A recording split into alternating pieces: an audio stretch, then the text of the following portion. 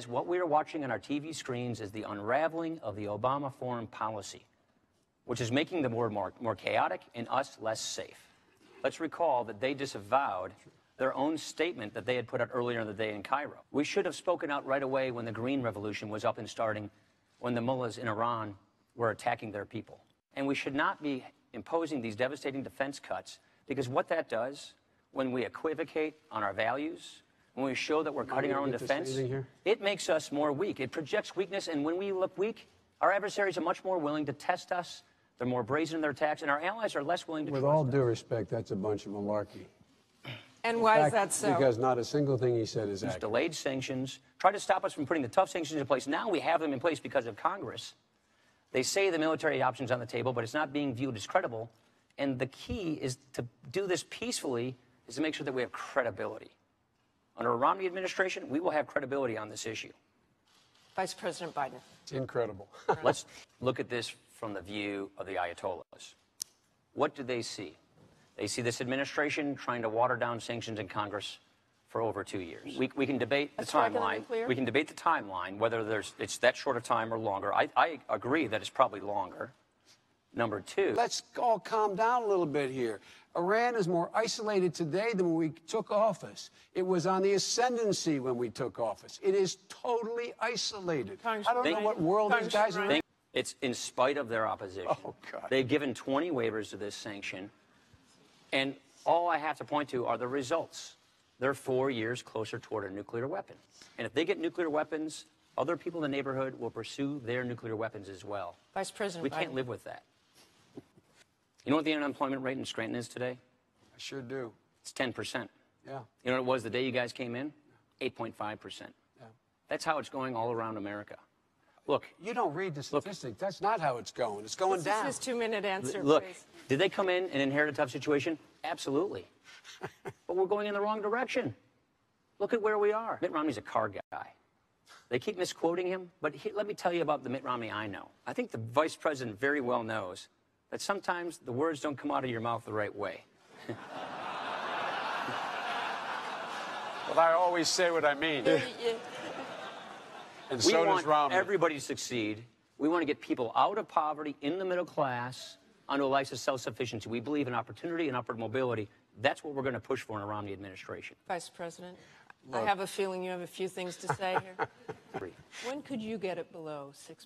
That's what our entire premise of our pro-growth plan for a stronger middle class is all about. Getting the economy growing at 4%, creating 12 million jobs over the next 4 years. Look at just the $90 billion in stimulus. And the vice president was in charge of overseeing this. $90 billion in green pork to campaign contributors and special interest groups. There are, just at the Department of Energy, over 100 criminal investigations that have been launched. By the way, on two occasions, we advocated for constituents who are applying for grants. That's what we do.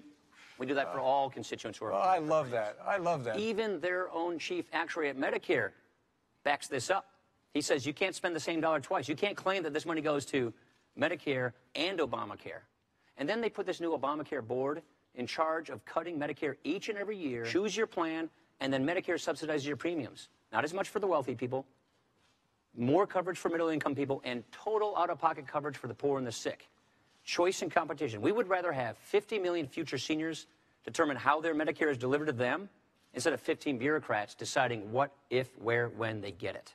Vice President Biden, 2 minutes. You know, I heard that death panel argument from Sarah Palin. It seems every vice presidential debate I hear this kind of stuff about panels. Here's the problem. They got caught with their hands in the cookie jar, turning Medicare into a piggy bank for Obamacare. Their own actuary from the administration came to Congress and said 1 out of 6 hospitals and nursing homes are going to go out of business as a result of this. That's not what they said. 7.4 million seniors are projected to lose the current Medicare Advantage coverage they have. That's a $3,200 benefit cut. That didn't what we're happen. saying, more people signed these are up. from your own actuaries. No, Mr. Vice President, I know you're under a lot of duress to make up for lost ground, but I think people will be better served if we don't keep interrupting each other. Well, don't take all the 4 minutes then. This idea came from the Clinton Commission to Save Medicare, chaired by Senator John Breaux. Here's the point, Martha. Which was rejected. If we don't fix this problem pretty soon, then current seniors get cut. Right. This is what politicians do when they don't have a record to run on. try to scare people from voting for you. He'll keep saying this $5 trillion plan, I suppose. It's been discredited by 6 other studies, and even their own deputy campaign manager acknowledged that it wasn't correct. We actually want to have big bipartisan agreements.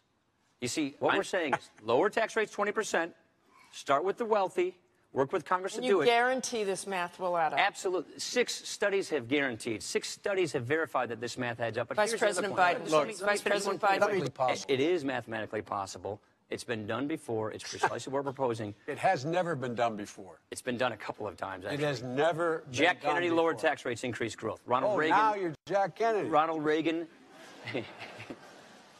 Republicans and Democrats have worked together on this, trying to make you think that it's just some movie star or hedge fund guy or 97% of the small businesses make less than $250,000 a year. Would not be affected. You know, it hits a million. This taxes a million people, a million small businesses. Does it tax 97% of the American businesses? It taxes a million small businesses who are our greatest job creators. I wish I'd get it. The greatest job. This invites weakness. Look, do we believe in peace through strength? You bet we do, and that means you don't impose these devastating cuts on our military. Thanks. What we need is more UAVs. Some of the military. I know that's something not some of the military. That was the decision of the Joint Chiefs of Staff, recommended to us and agreed to by the president. Who answered to a facts. civilian leader? They made the recommendation first. I mean, trust me, there are people who are concerned about pulling out. There are people that are concerned, but not the Joint Chiefs. That was their recommendation in the Oval Office to the President of the United States of America. I sat there. And by the way, if we had the status of forces agreement that the vice president said he would bet his vice presidency on in Iraq, we probably would have been able to prevent that. But he failed to achieve that as well. Again. Let me ask you quickly. What's your for intervention? Yeah. In Syria? Worldwide. What is in the national interest of the American people? How about what is in the humanitarian national interest? Security of the American people? It's got to be in the strategic national interests of our country. No humanitarian. We're that almost means out things of time like here. Embargoes and sanctions and overflights, those are things that don't put American troops on the ground. But if you're talking about putting American troops on the ground, only in our national security interests. I want to move on, and I want to return home for these last few questions. Putting ideas on the table, working with Democrats, that actually works sometimes. Vice President, and then could we get to that issue?